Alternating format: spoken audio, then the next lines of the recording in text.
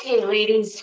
Well, I have no idea if this is actually starting to stream in Facebook. And yeah, I don't know what I'm doing. So I thought I had it figured out, but I am recording this anyway and will upload it to YouTube instead of actually going live. Hi, I'm Dr. Brooke.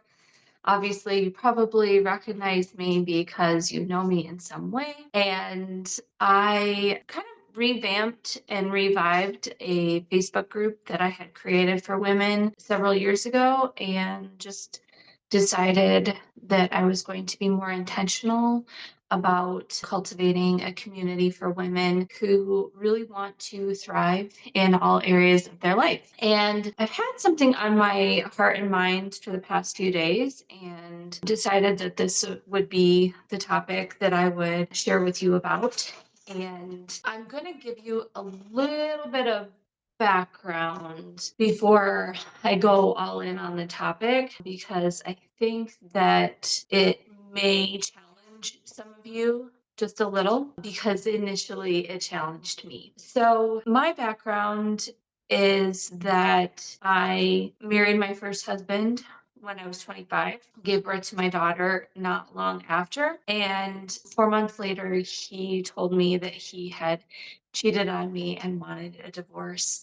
And this all happened about 3 days before I graduated from chiropractic college. So not kind of, it was a crazy time in my life. Fast forward several years, we did get divorced. I moved to Illinois, met my husband, Jason, who I'm still married to today. We got married, had my daughter, Ashlyn, and around the time that she was 18 months old, I was diagnosed with thyroid cancer. And side note, I am in the process of creating a podcast that will kind of go a little bit deeper into some of the lessons that I learned through my healing journey. So keep an eye out for that. But in the meantime, sharing a little bit more of that journey in this particular video, I really learned that, well, several things. There's probably not one singular cause of cancer in my situation anyway, and likely in many people's situations. And the more that I dug into it, the mental emotional piece was really one of the biggest things that I incorporated into my healing journey. And it was not a surprise to me. One of the foundational pieces of chiropractic philosophy, what chiropractors believe to be true and base how they care for people on, is that there are three types of stress: thoughts, traumas, and toxins, or mental, physical, and emotional stress. And in my years of practice, what I have found, and in my own experience as well, is that the thoughts stressor, the mental emotional piece, is actually one of the biggest causes of dis-ease and dysfunction in the body.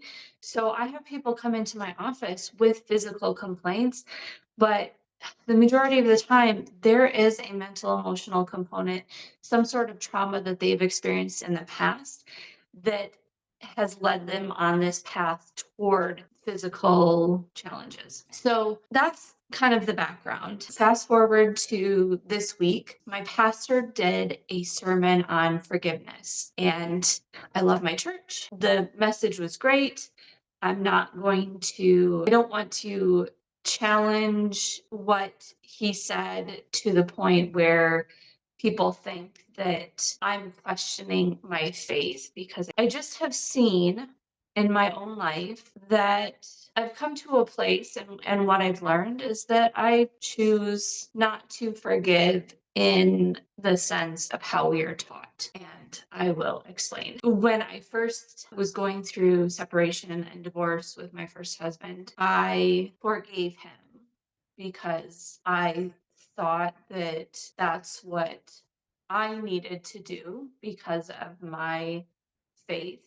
And I still had resentment towards him. And that's one of the things that I've learned is, like, yeah, we say we forgive, but then there's still this like ping in our nervous system, a a yucky feeling in our body when we think about a person, a situation, a circumstance. And in my case, there was a lot of yucky feelings that I experienced associated with my relationship with my first husband. And then in 2018, I met a mentor. His name is Dr. Alok Trivedi. He is a chiropractor, but he has expanded his education and how he serves people. And he basically brought this premise of forgiveness, meaning that you have put yourself on a pedestal and you have put the other person in a pit. So you are looking down on them. They are worse because they hurt you such a way. And I just like, it was a really hard, difficult concept to wrap my mind around. Holding on to something that I didn't want to hold on to, and I was making him out to be a worse person than me because of what he did to me. And it wasn't until I used the method that he utilizes and where I was able to see how circumstances and situations that we experience are not it as good or bad, that in reality it's both. It's two sides of the same coin, that when we experience something we perceive to be as negative, that there are also benefits to that circumstance. So for me, doing this work, I was able to see how the negative things that he did to me, that he has also done the opposite. That I also have done similar things to what he did, maybe not one singular event to the same magnitude, but a series of actions that balance the scales, so to speak. And what that did for me was helped me to, again, balance those scales, bring it to a neutral place, or what we call the 0 point, where there are no emotions of guilt, shame, resentment, pride. There is only love.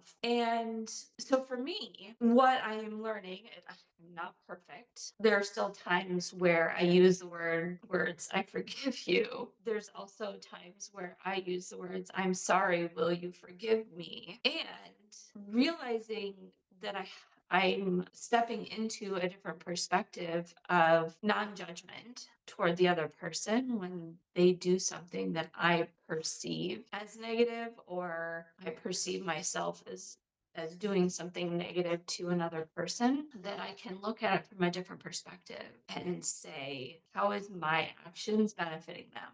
Or how are their actions benefiting me? What would be the drawback if they hadn't done that?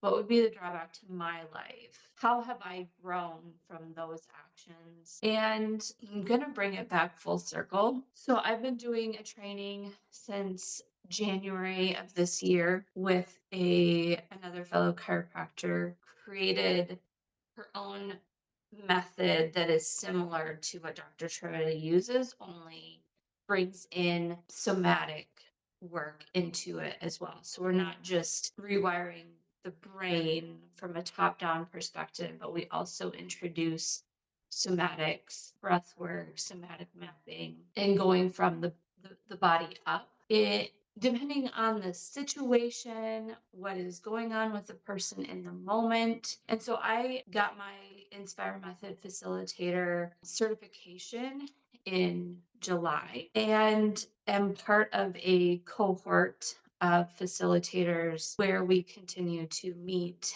and mastermind. And Dr. Mel, who created Inspire Method, will bring in clients of her own as demos. And so we actually did a demo session yesterday, and she worked with the client, and then we kind of like piped in from time to time, or just said like, made sure that we were tracking with where she was going. And there were so many amazing things about this session with this individual, because the struggle that she was having and wanted to work on was something that was mirrored in every single facilitator in the Zoom and conversations that we'd had with other people in the days leading up to yesterday. And so oftentimes things that we see in people around us are just a mirror back to us to say, hey, they're dealing with this, but so are you. And don't judge them for what they're dealing with. But what was amazing was seeing how this woman who had a perception of an experience with her dad in the past and was judging herself according to the same mindset that she perceived as negative that something her father had said. In doing this, the Inspire method with her, she was able to come to a state of love and grace for all of the players in the circumstance, herself, her father, her brother.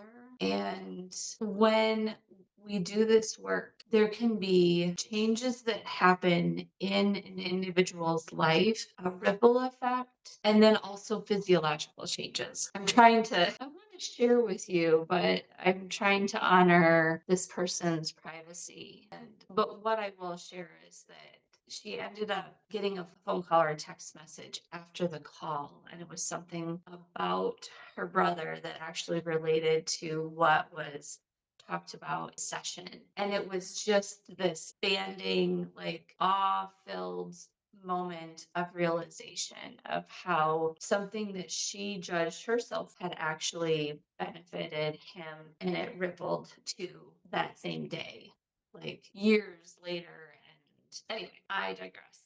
I just wanted to share this with you because it was kind of on my mind, and hope that this different perspective on forgiveness kind of sparks something in you. There's so much more that I could share and explain, and I would be here for hours, which is why I am hosting the Empowered and Embodied Experience on October 18th in my office. So if you're like, Dr. Brooke, you just like blew up my mind. I don't even know what to think right now. I have resentment towards this person or this person in my life. I've tried forgiving them, but I still don't feel good about the situation. I would highly recommend that you sign up for the Empowered and Embodied Experience.